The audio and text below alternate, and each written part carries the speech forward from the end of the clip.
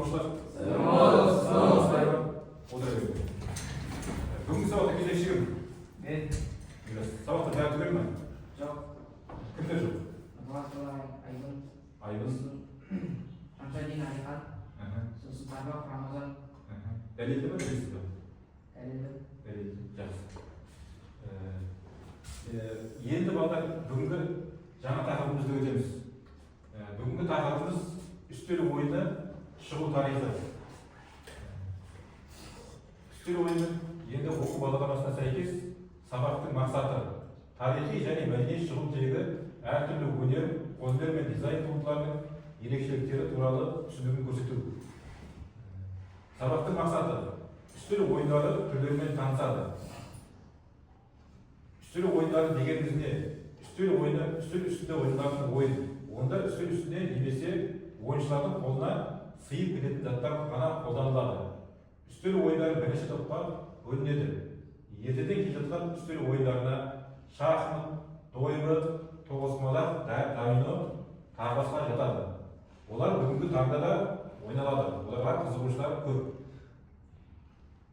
Шахмат ойыны балдар 5-ші ғасырда Үндістанда чатуранга деген ойын пайда болды. Шахматқа ұқсас. Шахмат дегеніміз екі тұлғаның, екі адамның көрнекі түрде сайысу түрі. Ол бізге адамның шығармашылық дәрежесін анықтауға қажет. Шахмат ойнаушының үнемі жетілуіне, жүйелі түрде дайындық сағаттарын жүргізуден кейін нәтиже күтуге болады. Сонымен қатар шахматты үйретудегі жаттықтырушының шығармашылық деңгейінің жоғары болуы қажет. Шахмат ойында бұл адамның мінез құлқын, өзін басқару мен анықталатын қоғамдық тәжірибені қалыптастыруға арналған жағдайлар негізінде іс-әрекеттердің бір түрі. Сондықтан адам баласының дүниетанымы кеңейеді, сөздік қоры, ойлау қабілеті дамиды, білім сауаттылығы, математика, физика, химия сияқты пәндерге көп септігін тигізеді. Логикалық ойлау қабілеттерін дамытады. Көрдіңіздер ме балдар, шахмат ойнау арқылы сіздердің математикалық, физикалық, химиялық, басқа пәндерге де қызығушылықтарын, логикалық ойлауларын дамиды екен. Енді бұл жерде сіздерге шахмат ойынының жүрістері мен ережелерімен таныстырамын. Шахматта ең бірінші мына жерде шахматты мысалы мына тасты сарбаз дейді. Орыстар пешкі дейді. Енді осы пешкінің мына жүрістері шахмат жүрген кезде өзінің шекарасынан екі шаршы аттай алады, екі клетка. Сосын қарсыластың территориясына өткен кезде тек қана бір клетка аттап жүреді, бір шаршы ғана. Сосын мына келесі суретте сарбаздың қалай жүру тәсілдері. Сарбаз алдына келген кезде былай тігінен жия алмайды, қиялшан келіп тұрса, мына атты жия алады. Көрдіңіздер ме? Мына суретте сол көрсетілген. Одан кейін енді мына жерде сарбаздың тағы бір жүрісі бар. Сарбаз өзінің шекарасынан өтіп барып, қарсыластың территориясына ең соңғы нүктеге келген кезде, шаршыға түскен кезде өзінің мына фигурасын ауыстырылады, кез келген фигураға.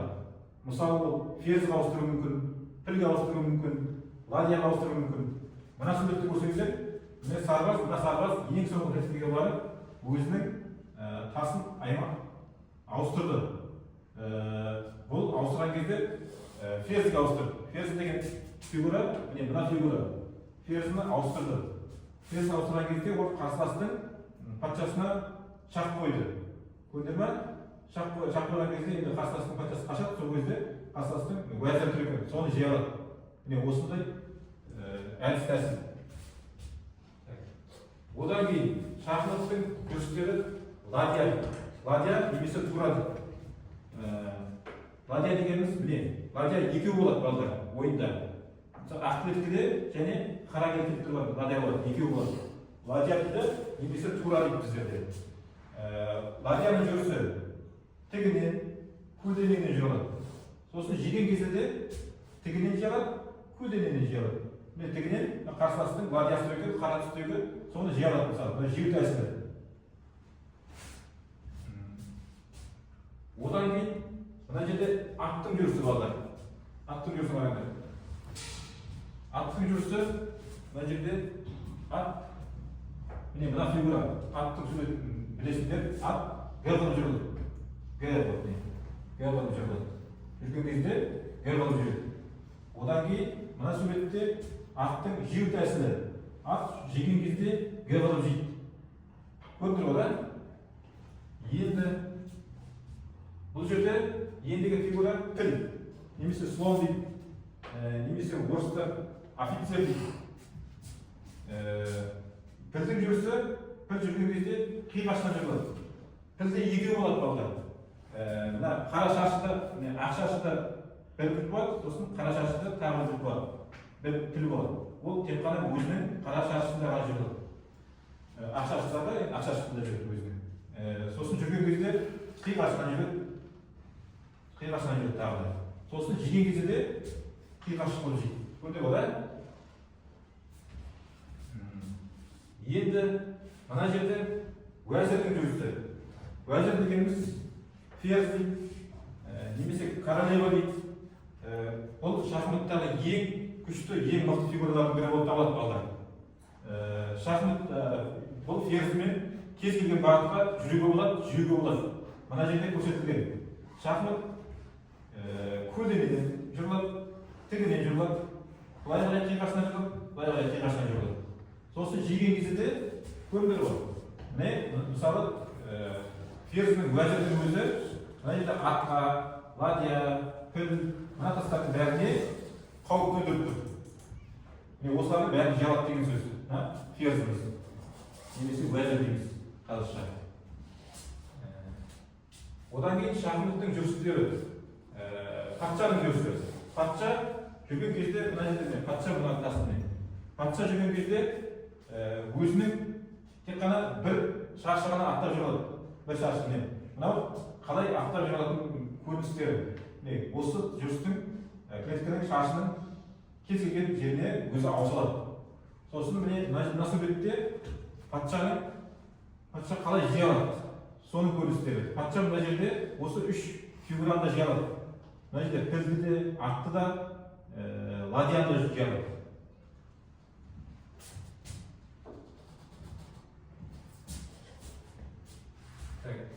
Енді шахмат жүрісінде патшаның тағы бір жүрісі бар. Рокировка деген.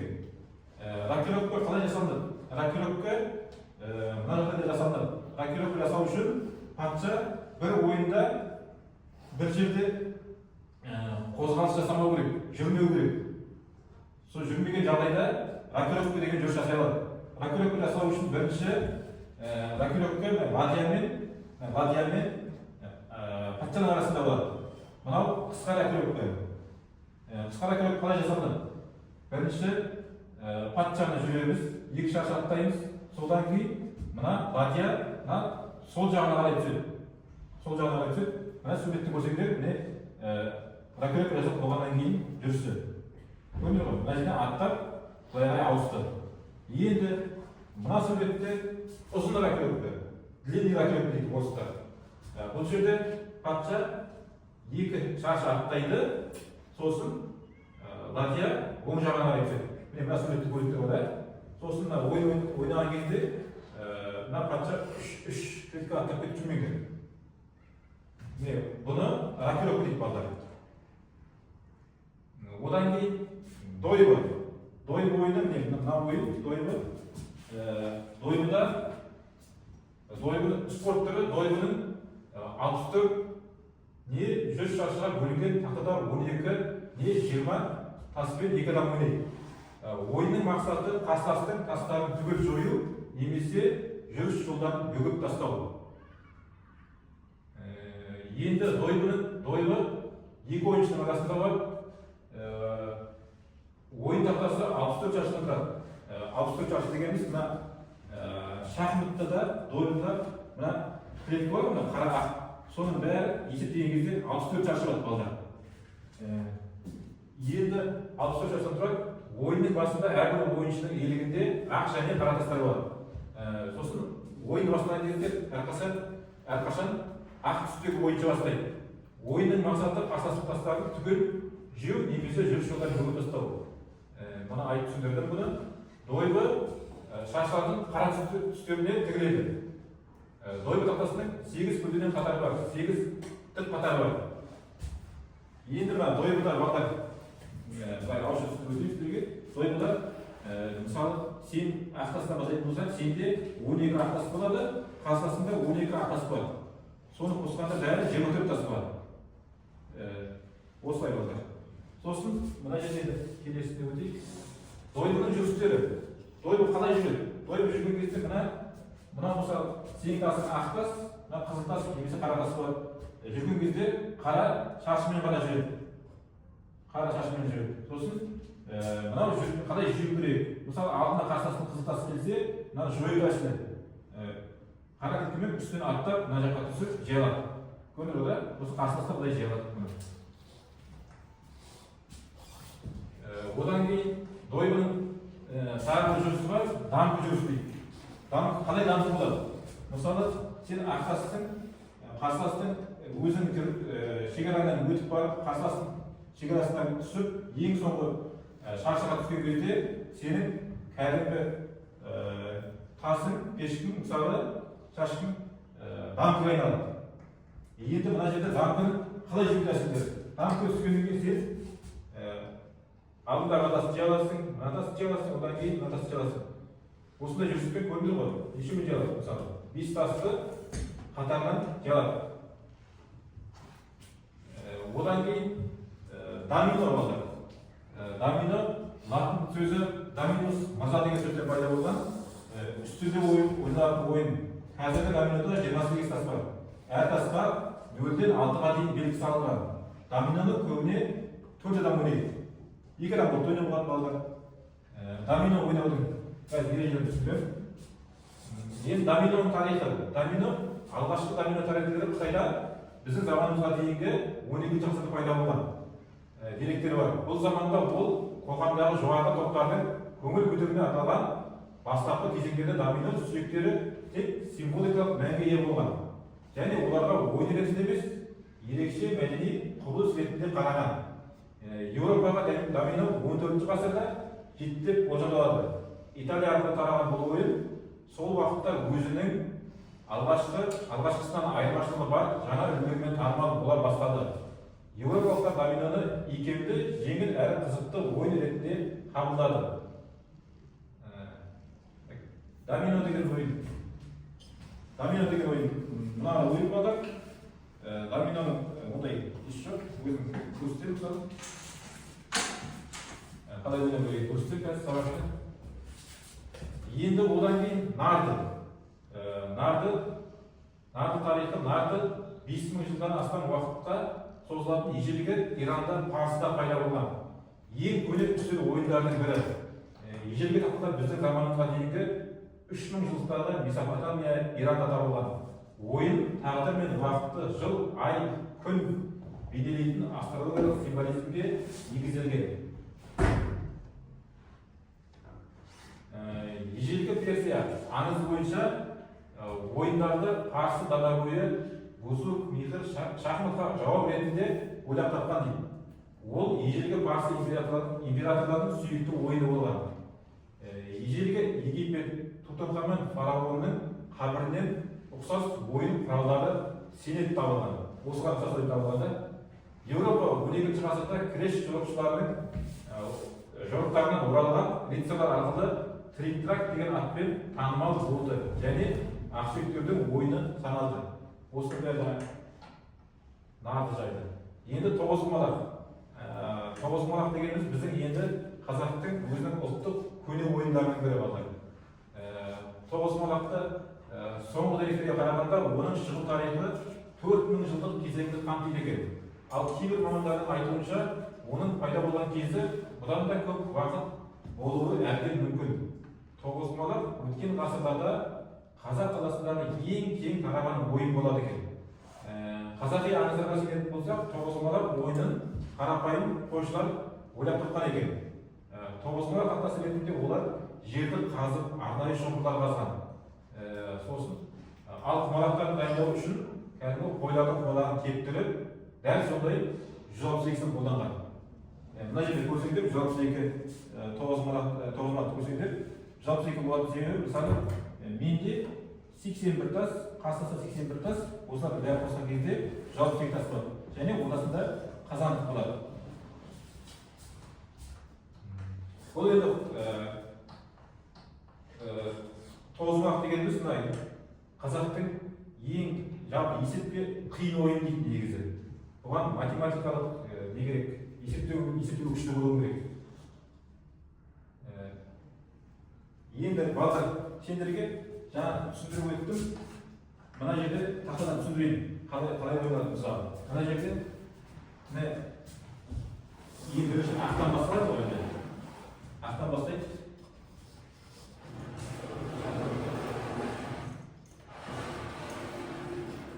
Мына жерде мына сарбаз пешке дейміз. Пешке мына жерде екі аттай болады. Көндір болады. Немесе бір аттауына болады. Пешкенің жүрісі сондай. Пешке сосын ең соңғы мына шаршыға түскен кезде қарсыластың мана кез келген фигураға ауыстырылады дедім. Мына жерге ең соңғы нүктеге шаршыға түссе, ол басқа фигураға ауыстыруына болады. Атқа ауыстыруына болады, пілге ауыстыруына болады, немесе ферзге ауыстыруына болады. Бірақ қана тек қана қарсыластың патшасына немесе өзінің патшасына ауыстыруға болмайды. Мысалы, мына ферздің үшеу төртеуден ауыстыруға болады. Сосын одан кейін мына жерде ладья. Ладья немесе тура дейміз. Тура жүрген кезде тігінен және көлденеңнен жүреді. Жегенде де мысалы мына жерде қарсыластың ладья тұрса, былай жей алады. Сосын ладьяның екеуі болады. Ақ шашында бір ладья, қара шашында бір ладья. Одан кейін мына ат. Аттың жүрісі. Ат ғығылып жүреді. Мана айтқанда ат ғығылып жүреді. Ғығылып жей алады қарсыластың. Одан кейін піл. Пілдің алды ашық болу керек ол үшін жүру үшін. Піл, мына жағы екі жағы ашық болса, піл қиғаш жүреді. Мынау ақ шашыдағы піл екеуі болады. Қара шашыда және ақ шашыда. Жүрген кезде былай шығарып аласыңдар, алдын ашу керек бірінші, содан кейін былай жеуіне болады. Одан кейінгі тас, мынау патша болады, король дейді. Король өзінің айналасында тек қана бір крест аттай алады тек қана. Бір шашы аттап жүреді тек қана. Бір шашы аттап жүреді, бір шашы өзінің шашы қасына келіп қалса, оны бүйтіп жей алады. Одан кейін ферзі, уәзір дейді немесе.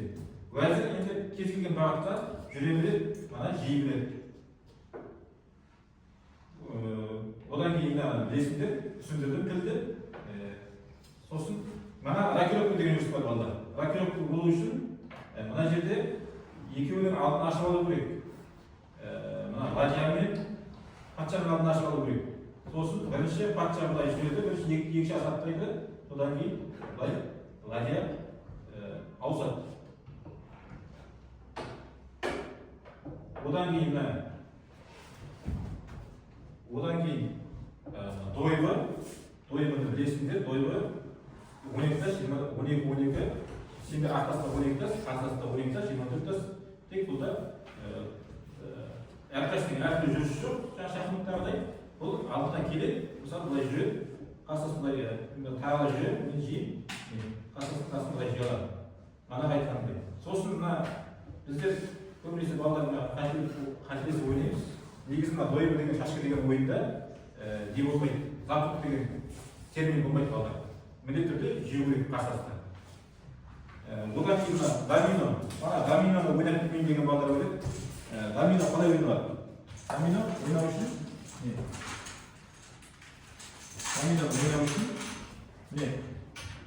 мына жерде мен алтыны қойдым. Тең бөліп аламыз, мына тастарды мысалы 12 немесе 14-тен бөліп аламыз.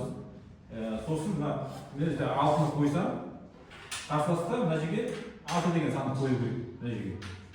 Енді мына жерде 4 пен 0 тұрады. 0-ді қойдым. Сөйтіп жалғасып кете береді домино. Мына жерде 9 манат.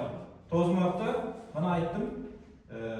Менде 9 әр яшықта, мына 9 яшық, өзіңді яшықта 9 тас болады. Қарсыласында 9 тас болады. Сосын айты 9 тастары болады. Бұл қалай жүреді? жүрген кезде мысалы былай аламын, кез келген ала беремін. Өзімде бір тас қалдырамын, соңында жүріп сонда мына жерде енді мына жұп болып қалды. Жұп болып қалған соң мен өзімнің адамыма түсіріп ала беремін. Егер алып келген кезде тақ болып қалса, тақты ала алмаймын, жұп болса ала аламын тек қана. Одан кейін мына нарды ойын. Нарды ойын қалай болады? Нардыда мына тасты былай айналдырып алып келуім керек, бір айналым жасап алып келуім керек, жеңістету үшін. Ол үшін ойынның басында екі ойыншы бір-бірімен бір тастан алады, мына тастарды, сосын мен жақта мысалда менікі 6 бол, мен бастаймын, ең үлкен тас осы себебі. Қарсыласым тағы одан бастайды, оныкі де 6 болып қалды, көрді ме? Енді мен қайдан тастаймын? 2 бол, қарсыласым тағы тастаймын, 2 бол. Мен тастаймын, 5. Қарсыласым да 1 бол. Менің тасым көбірек, мен бастап, ойнап бастаймын. Бастау үшін, мысалы, екеуін ағастырамын, 1 және 5 деген тастар түсіреді. Мысалы, мына жерге 1 тап қоямын, содан кейін 2, 3, 4, 5 деп жүремін. Қарсыласта менен кейін кезекпен жақсы ойнай береді. Нарынан ойнау келе жазу. Енді балдар мына ойындарды алдарына қоямын, өздерің ойнап.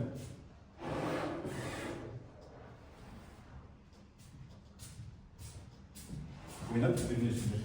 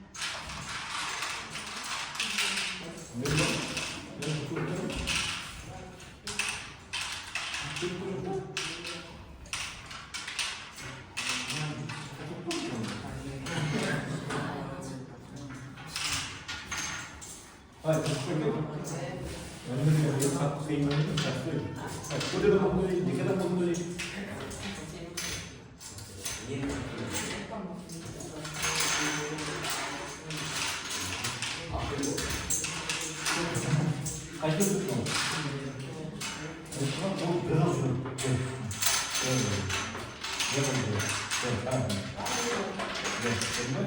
네. 네. 와야 되는 거. 와야 되는 거. 네.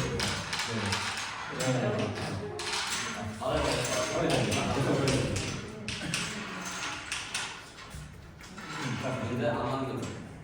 이제 하는 거지. 뭐지? 딱 지금. 여기 뭐가 있다 지금. 예, 뭐가 뭐였어요? 그냥 40대로 그랬어요. 아까 줬어요. 그러다 약간 20대 때는 가서 몰라서.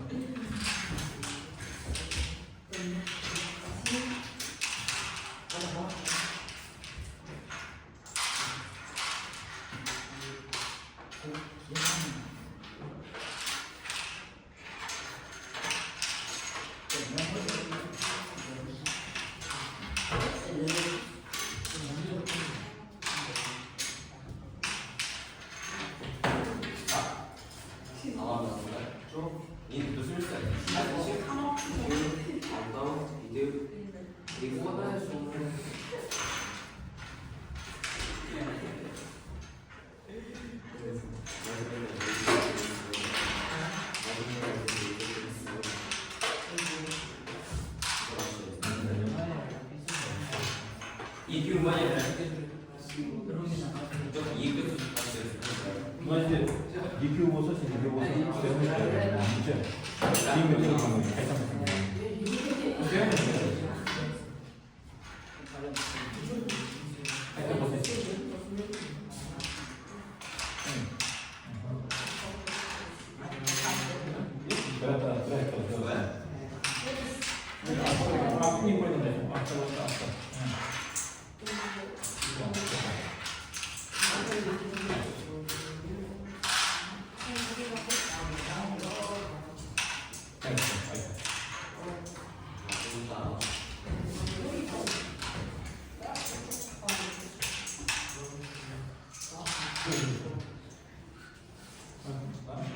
이게 좀 없을 거고 왜?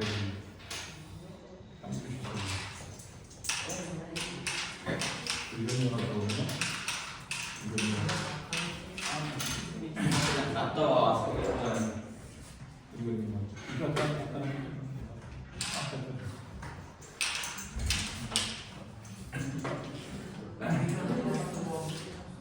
Aufgrund was Dienstleistungen natürlich Dienstleistungen was das Kasten ist. Hier geht die genau aufgenommen. Hier die aufgenommen aufgenommen. 그게 맞이가 aufgenommen 아니 가서 Dienstleistungen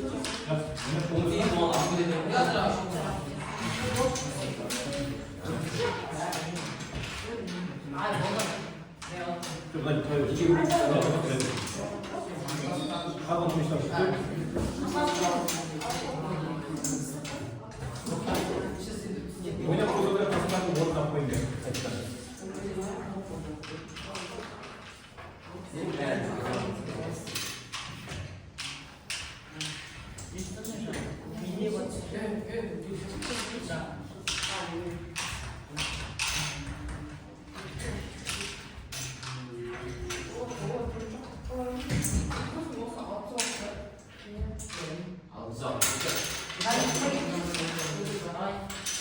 Hadi. Basta. Karamay. Otur.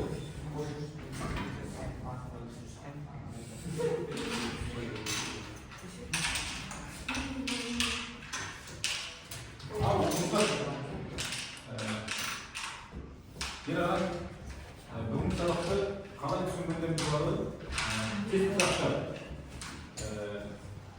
Бұл жерде енді мысалы мына жерде шахмат қай елде пайда болды? Hindistan'da. Шахмат Үндістанда кім? Мирас Үндістан пайда болды ма? Мысалы шахмат Үндістан пайда болса, мына тектені бүйтіп алып келіп, мына Үндістанның ұяшығына бүйтіп қоясың. Көрдің бе? Енді домино қай елде пайда болды? Кім біледі? Xitoyda. Кеш шығар, белгіледі. Тәжірибе. Бүйтіп әкеліп, жаңа қашыға қоясың. Домино қай елде пайда болды? Қытайда әкелді. Сол жерде. Нарды қай елде пайда болды? İran'da. Біреу ғана, біреу. Есеп. Көп біреу. Нарды қай елде пайда болды? Жерге Иран'да. Дойбы неше шашта тұрады? Бек болсын. Бек шашта пайда болсын. Қазақтың ұлттық ойыны келе отыр.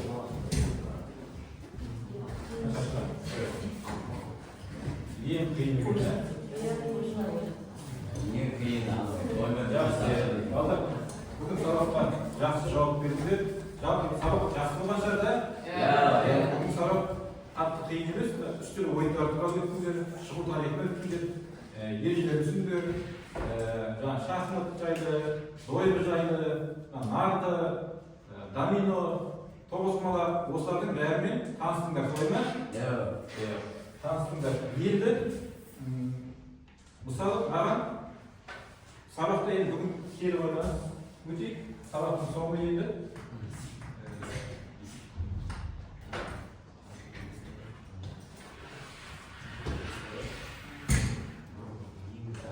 кері байланыс, балдар. Сабақтың соңғы кері байланыс. Оқушылар сабақта түсінгендерін ауызша айтып береді. Мысалы шахмат ойынның ережелерін түсінгенін Мирас өзге түсіндіріп көрсетіп айтып берді.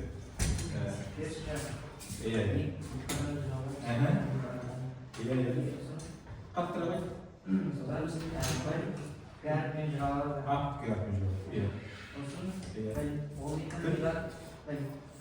Жүру үшін бірінші алдын ашып алу солай ма?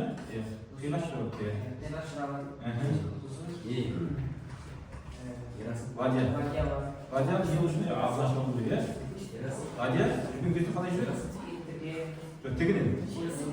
Тіке көлден жеген кезде солай дейді, да? Содан кейін уәзір ең терді. Терді? Жеген кезде солай, да? Ең мықты фигура ма? Негізі? Патшаны білеміз осылай. Патша білеміз шашты. Жасап тұрады. Одан кейін дойбы ойын туралы.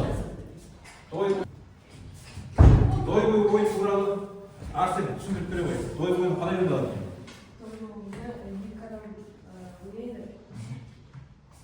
Ақ түстегі адам бірінші басқа. Қара түстегі адам?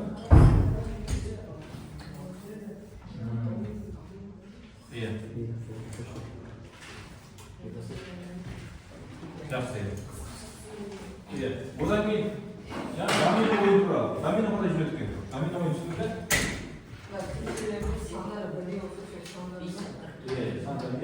Мысалы, бір болса, бір, солай ғой, да? Нөл болса, нөлді қойып та, өстіп кете береміз. Ойдың есі осындай екен. Одан кейін есеп тоғызқұмалақ. Қазақтың ұлттық ойыны және бұл ойынды екі адам ойнайды. Екі адамды 80 тастан 90-дан 90 уақыттан 182 тас болады.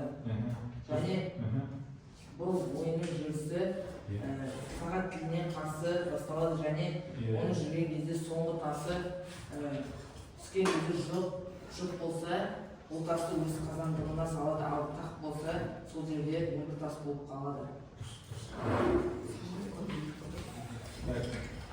Енді тыныш оқушылар, бүгінгі сабағымыз түсінікті болды деп ойлаймын, бүгінгі сабақ қызықты болды деп ойлаймын, солай ма? Жақсы көңіл күймен бәрін түсіндіңдер, ойынды да ойнап көрдіңдер, жаңа ойындарды. Енді келесі сабақта біздер осы ойындарды тағы да бір қайталап ойнап көрейік, жақсы ма? Жақсы, бүгінгі сабаққа қатысқандарың үшін рахмет, сау болыңдар.